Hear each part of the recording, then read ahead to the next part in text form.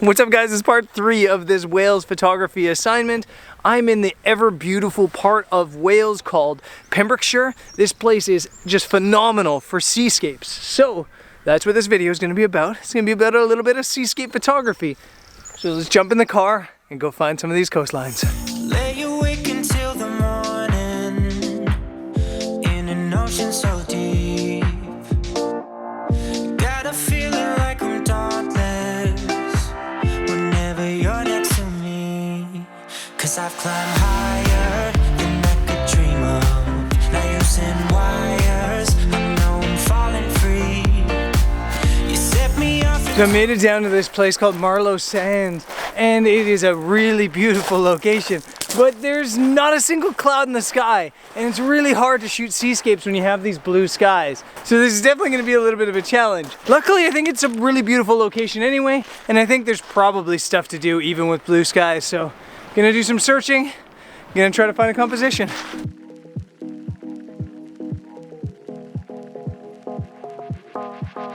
Shouldn't have known if I was the one who's drowning in your flood. It's overwhelming me, but I guess it's clear to me now. I think it's so important with seascape photography, or really any kind of photography, to shoot the situation. I've come down to the beach and it's low tide.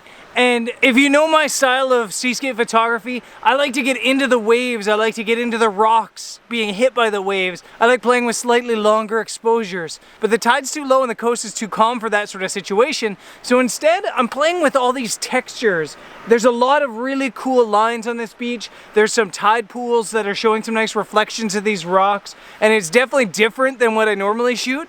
But I think it's working. I'm gonna keep shooting. I'm gonna hope the tide comes up quick enough in the next 15 minutes before the sun comes down. And yeah, hopefully get a couple more shots. After staring holes in all my walls, don't you cut me off like you did that time. Once was already enough, I'd say. But I wonder if you hear me. Can you hear me? Can you touch the fire with your hands? 'Cause you're gonna get burned. You're gonna get burned. You're walking into Really fun location, but man, could I get some clouds? Really hard to shoot seascapes when you don't get any clouds. It just makes for tough exposures. It makes for a lot of boring stuff up in the sky. I think I still made it kind of work, but this is definitely a location I need to come back to when I get some clouds, and maybe at higher tide as well. Really cool spot, and I think I got another cool spot planned in the morning.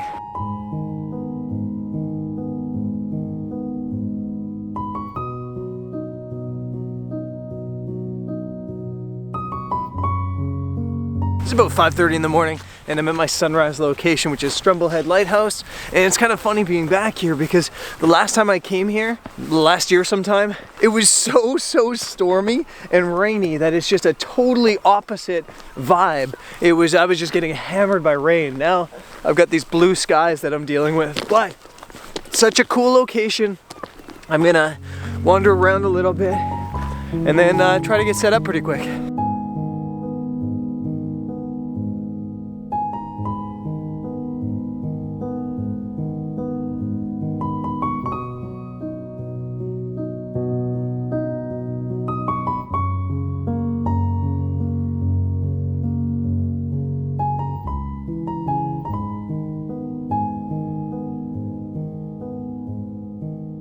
One of the ways you can combat blue skies on your seascape photography is by showing up a little bit early. A lot of times landscape photographers like to rock up right at sunrise and capture that epic light.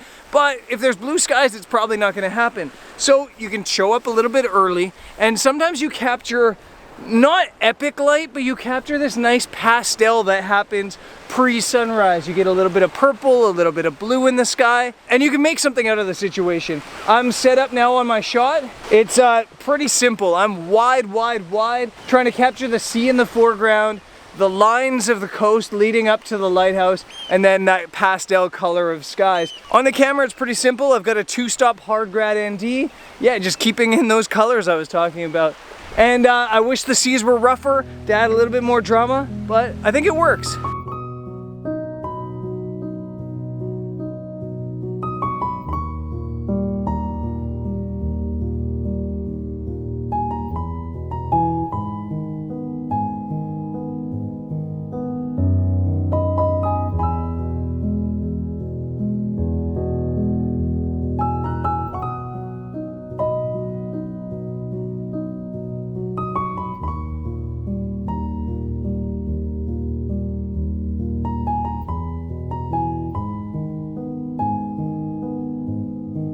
There's nothing like a Welsh seascape. There really isn't. Whether a lighthouse, a rocky beach, or a cliffside view, few places in the world lend themselves as beautifully to seascape photography as Wales. But still, I'm struggling. Yeah, I'm struggling.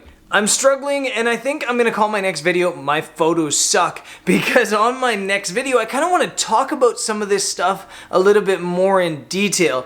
Not about just why my photos suck, but also what happens when you go on an assignment for a client like Visit Britain and your photos aren't mind-blowing. I want to talk about that, but in the next video, so stay subscribed. I also want to address in that video what a lot of people have been asking in the questions about why wouldn't Visit Britain just hire a Welsh photographer. I think that's a great question, and I do believe that there's a good answer to it too. So stay subscribed to the channel because there's gonna be a video called My Photo Sucks where I talk about this stuff. Let's get back to the footage.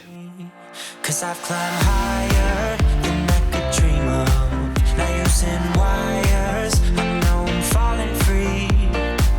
You set me off into It's kind of my opinion that seascapes photograph best when you are right at high tide and the tide's starting to drop. That way you can kind of get the craziest seas and then kind of follow them as they retreat without needing to worry about your gear. Here in Wales for the past couple days, it's been exactly the opposite of that. Right now, it's exactly low tide, and then as sunset happens, the tides are coming in. And so you're constantly like walking backwards and hoping your gear doesn't get hit by the incoming tides. So it's not an ideal situation, but I have come to White Sands Beach, a location I scouted last time I was here. There is a bunch of rocks and stuff over that way, and I hopefully should be able to make something work. And it looks like there might be some clouds today. ocean where I can just be me.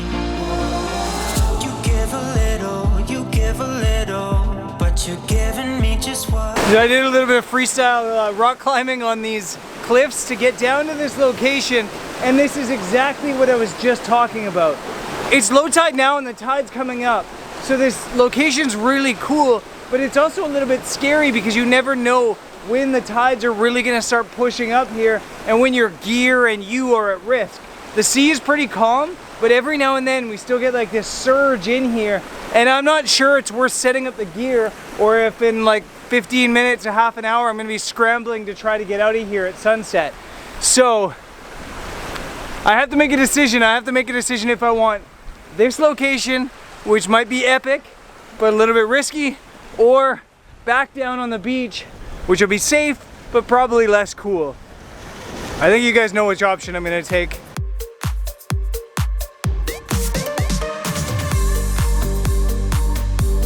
After a quick photo, I bailed. But not because I'm a scaredy cat. I mean, I am a scaredy cat, but that's not why I bailed. I just felt like the epic spot out on the rocks was busy. I had a hard time composing something of value. So, I headed for some simplicity.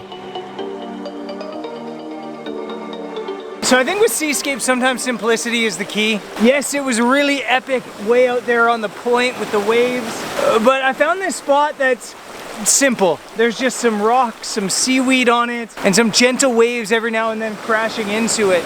And I'm just going ultra wide, 16 millimeters. I've got a 3-stop ND, 4-stop medium grad ND on, and I'm just shooting like 1-second exposures at f11 and f16. And it's simple, but I think it works. I think, yeah, sometimes you just gotta keep it simple.